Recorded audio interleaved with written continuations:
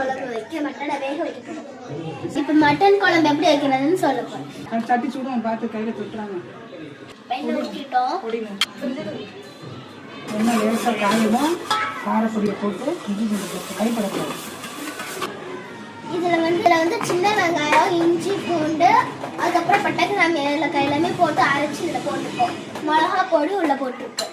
வந்து எல்லாமே நல்லா வதங்கணும். இதெல்லாம் போட்டோன்னே அதுக்கப்புறம் தக்காளி போடணும். வேக வச்ச கறி இப்போ வந்து இதில் ஊற்ற போகிறோம். குழம்புக்கு உப்பு சேர்க்குறோம். ஏற்கனவே கறியிலையும் உப்பு போட்டாச்சு. இப்போ நம்ம குழம்புக்காக இதுலேயும் போட்டோம். வந்து நல்லா கொதிச்சிருச்சு. இப்போ வந்து இதுக்கு வந்து நம்ம தேங்காய் அரைச்சி ஊற்றிக்கலாம்.